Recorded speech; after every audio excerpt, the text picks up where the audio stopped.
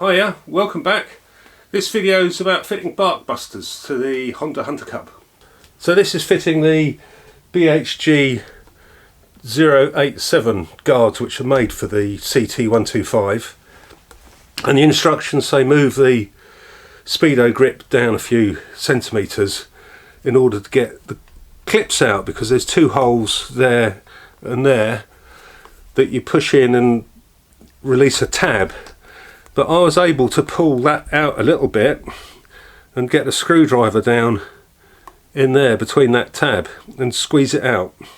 So I didn't need to do that with the moving the grip. This is where the two tabs are, and the Honda Common Service Manual says that through these two holes that you can't see at the moment, I'll show you on the other side, you bend down the tab and then pull this out, and then when you put it back in, if you do put it back in, you replace the clip.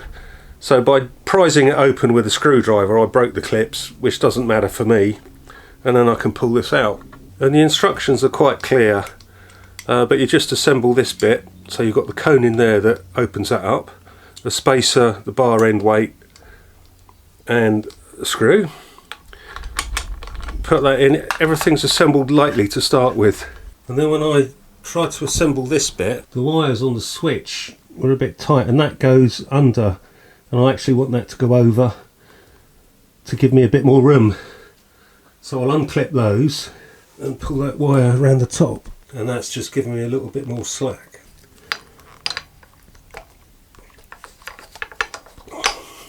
So that fits in better now. That's not so tight on those wires.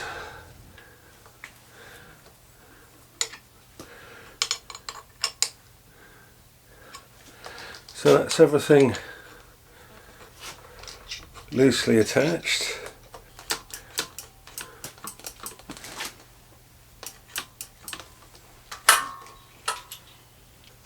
And it said the best place for these is parallel to the ground to start with. But I'll leave that like that. And then they've got to be tightened in the following order, which is this one first on the end, then this one, and then finally the bottom of the clamp and the top. So I'll just do that.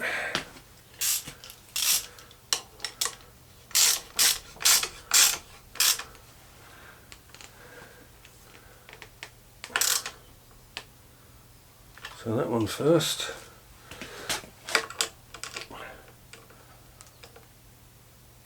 Then that one.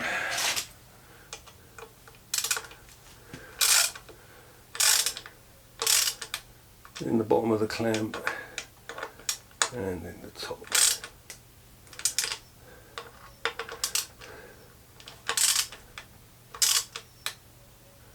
What I might do is see how I go with this, and when I've got my adjustment correct to the way I like it. Now I can't pull the brake lever, so something's gone wrong there.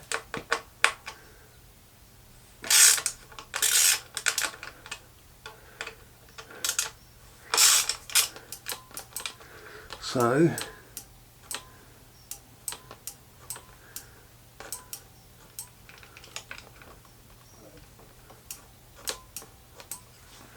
that wants to move that down.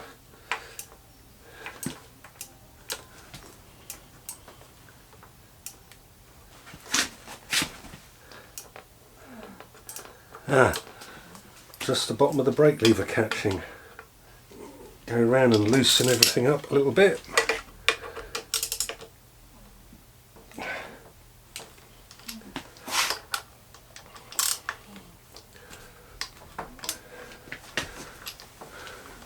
So this, yeah, okay. That should be okay.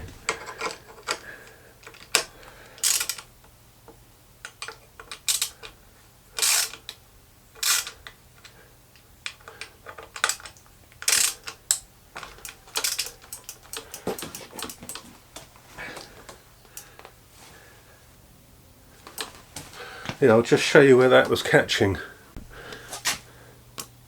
So this bit here was just catching on that, but now it's clear.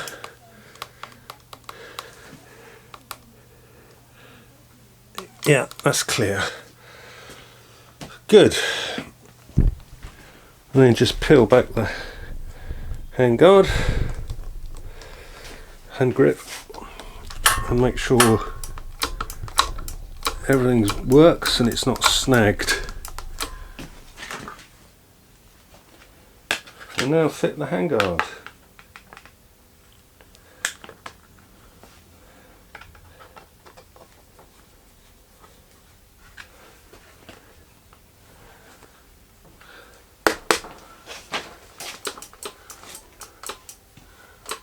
Job's a good one. Now the other side. So the left side, first thing to do is peel back the guards, the grips, which ain't the easiest thing to do.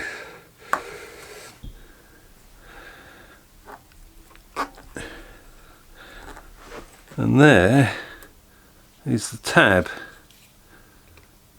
Just about get a wedge in.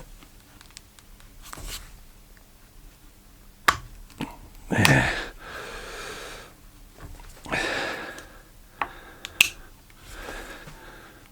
So I think that's probably broken the tab. There we go.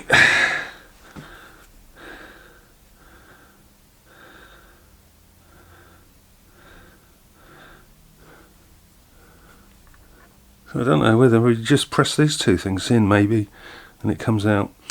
Anyway, that's that one out. Now assemble this.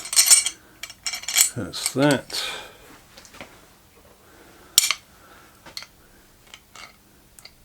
Bar end, spacer, and the cone.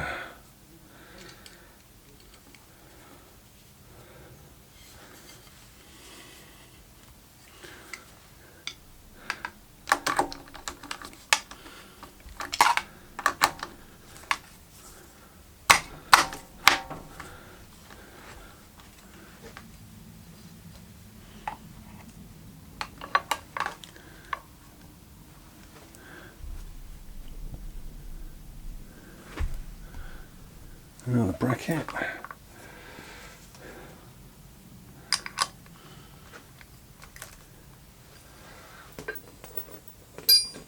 So again I had to loosen the wires on the other one as well. So you don't need to cut these, they're reusable cable size.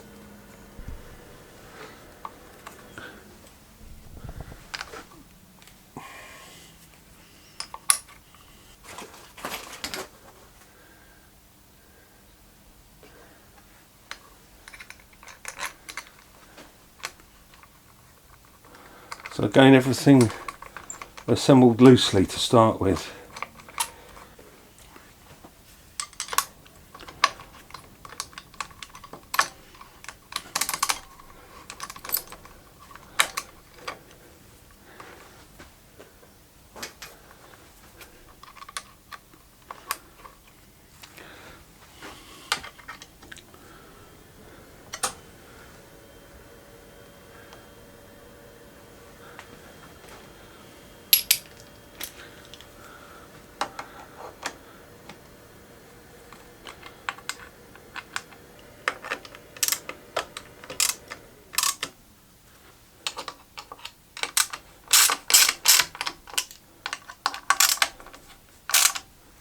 Well, that lines up quite nicely with the other side. Alright, and then fit these on.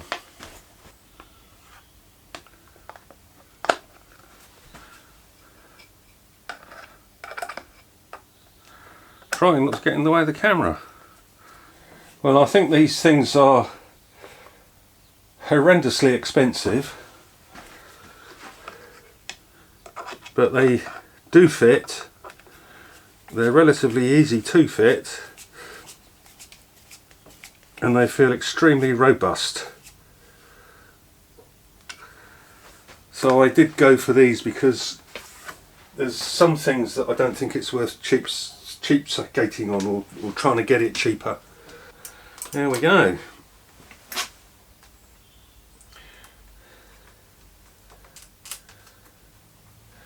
Tad tight on there maybe, but that's all right. I think that's probably all right there to do up again. Yeah, I don't think that's pulling too much. Get the other side put on.